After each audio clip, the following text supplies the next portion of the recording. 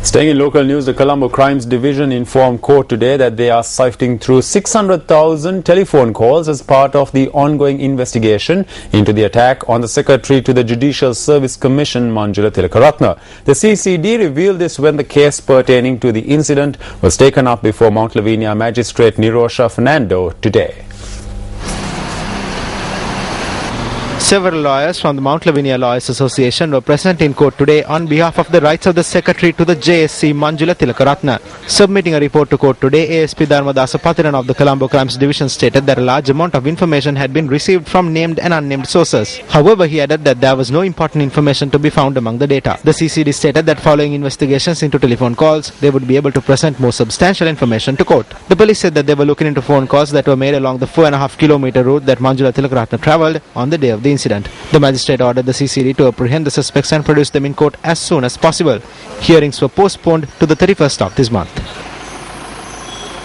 Now today, the police has filed the report saying that they want some more times to inquire into the matter, and they are asking for more time. But police must take the necessary action immediately because this is a very important matter. And they have to get the proper inquiry into the matter, and immediately they must arrest the people and produce to the courts immediately. We are not satisfied because now about 2 weeks time have been gone after the incident, but no proper results they brought to the courts. Up next is a look at the newspaper cartoon of the day.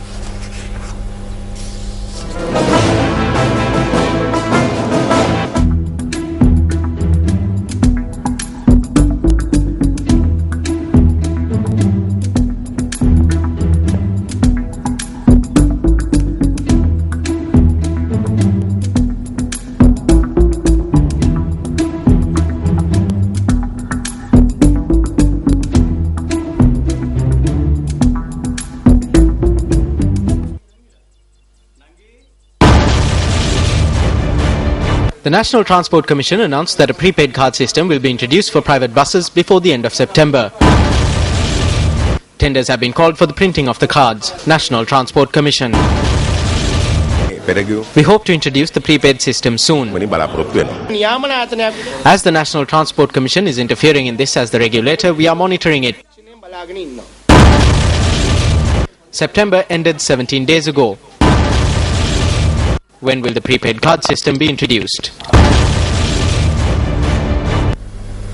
National Freedom Front Politburo member P.S. Vijayanayaka says that the provincial council system should be abolished in order to defeat the separatist demand. He expressed this view at a media briefing today. The provincial council system should be abolished immediately in order to defeat the separatist demand. When the government is introducing the Divinagama bill in order to eradicate poverty in the country, if it is being sabotaged, then it is the provincial councils that are a barrier to national development. If a provincial council is governed by an opposition party, no law can be passed. Therefore, there is a program to sabotage national development.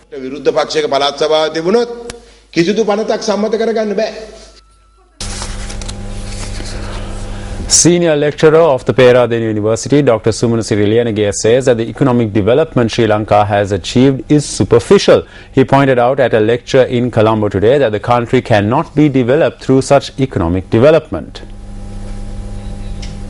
We'll have more on that story later on in the bulletin. But in the meantime, an event was held in Badulla today to commemorate the 25th anniversary of the Power Foundation, which is carried out by a vice chairman of the United National Party, K. Velayudan. The main role of the foundation is to strengthen rural communities in estate areas. In the meantime, 42 individuals have lost their lives to lightning-related incidents this year. 7 of the deaths were reported in the last 16 days, with the most recent being last afternoon. 2 Chinese nationals died after being struck by lightning on the 6th of this month in the Lipton Seat area in Dambathanna, Haputale. Another individual died in the Trincomalee area the following day after being struck by lightning. On the 10th of this month, 2 individuals were struck by lightning while fixing roofing sheets at a house in the Nochiagam area in Anuradhapura. While one death was reported from the Deulwava area in Galgamur, a soldier at the Delft Army camp died after being struck by lightning last evening. The police stated he was struck by lightning while he was using his mobile phone.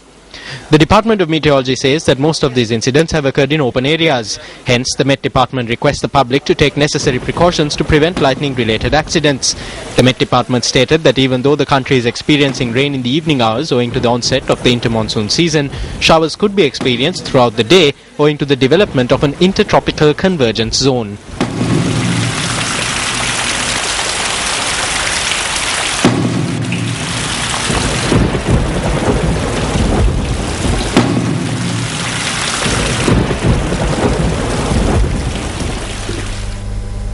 Senior Minister of Science and Technology Professor Tissa Vitarna says that there has been no significant contribution for research and development by the state sector. He expressed this view at an event in Colombo yesterday. The inaugural dinner of the Association of Academies and Societies of Sciences in Asia was held in Colombo yesterday.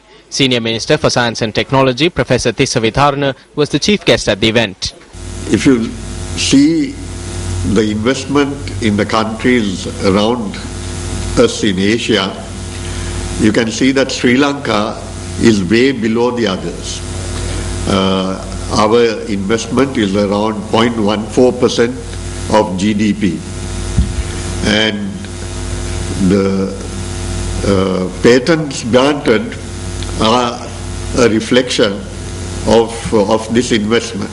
We have still not come out of our colonial pattern where we were used to being exporters of raw materials, and now we are exporting low value added products in addition mainly. There has been no significant contribution of R&D by the state sector for wealth creation. You're watching News First. Up next is Action TV.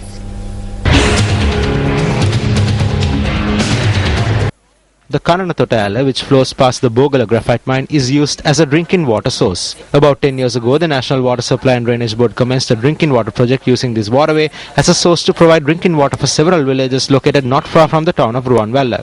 At its initiation, the project provided about 400 water connections. As of today, this project covers about 2,000 families.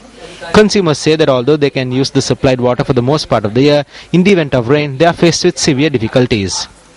Since its initiation, this project has been hampered by muddy water entering it, even if there is a minor shower. This is because this project does not possess the facilities necessary for water purification. Through the facilities currently provided for this project, the only purification that can be done is the removal of sand and germs. This morning, our camera captured evidence that the water board has failed to live up to even its minimum responsibility. The responsibility that has been conferred upon the water board is to provide clean drinking water to the populace and not simply the placing of pipelines to enable water flow to certain areas. Isn't this the failure to understand responsibility blatantly endangering human life? Chairman of the National Water Supply and Drainage Board, this one is over to you.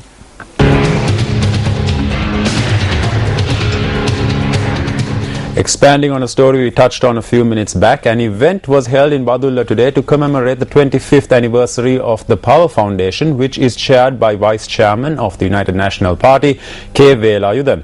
The main role of the foundation is to strengthen rural communities in estate areas. The chief guests at the event that was held in Badulla were the General Secretary of the Citizens Front, Parliamentarian J. Sri Ranga, and United National Party Central Provincial Councillor Shantini Kongahage. In line with the 25th anniversary of the Power Foundation, certificates were presented to honour those who supported the foundation over the years. A number of representatives and estate workers were also present at the event. අත්තවසයෙන් මම කියනවා නම් සිංහල පමණයි කියලා ගෙනාපු එස්.ඩබ්ලිව් බණ්ඩාරනායකගේ දුව Even though SWRD Bandaranaike brought in the Sinhala only policy, his daughter, our former president, did not study at Devi Balika or Vishaka. Instead, she studied at St. Bridget's Convent and learned to speak fluent English. His son, Andra Bandaranaike, studied at Royal, not at Ananda or Nalanda colleges. දැන් මේ රටේ දැන් අත්ත වශයෙන් බැලුවොත් ගොඩාක් ඒ වගේ දෙමළ පැත්ත කතා කරපු නායකලාගොත් ගොඩාක් මේ දෙමළ අයිතිවාසින් ගැන කතා කරපු දෙමළ නායකයාට දෙමළ ලියන්නත් බෑ. කතා කරන්න අකමැති ඒ යුද්ධය වැනි දේවල් නැවතත් අපේ රටට අත් නොවේවා කියා අපි හිතලා තමයි පළාත් සභාව අපි ස්ථාපිත කෙරුවේ. අපි යුද්ධය අවසන් කරලා ජනතාවට අවශ්‍ය කරන නිදහස ලබා දීලා අධ්‍යාපනයේද ආර්ථිකයේද ජීවත් වීමේ නිදහසද මේ සියල්ල ලබා දෙන්න නම් තව තවත් අපිට බලය විමධ්‍යගත කරන්න සිද්ධ වෙනවා. එහෙමනම් පළාත් සභාව මේ රටෙන් නැවත වතාවක් අපෙන් උදුරා ගන්න උත්සාහ කළ යුතු වෙන්නේ නැහැ කියන එක මා විශ්වාස කරනවා. In business news tonight, senior lecturer of the Peradeniya University, Dr. Sumanasiri Liyanage says that the economic development Sri Lanka has achieved is superficial. He pointed out at a lecture in Colombo today that the country cannot be developed through such economic development. The Democratic Left Front launched a book titled Development Which Suits Us Today. The lecture on the book was delivered by senior lecturer of the Peradeniya University, Dr. Sumanasiri Liyanage. විශේෂයෙන් අද දකින්න ලැබෙන අධිකාරවාදය military. It is difficult to discuss about democratic development while ignoring the authoritarianism, militarization, the weak governance of institutions and problems regarding the rule of law. මම හිතන්නේ මේ ප්‍රශ්න සහමුලින් අමතක කොට අපිට අපි කල්පනා කරන විදිහේ ප්‍රජාතන්ත්‍රීය සංවර්ධනයක් පිළිබඳව සාකච්ඡා කරනවා.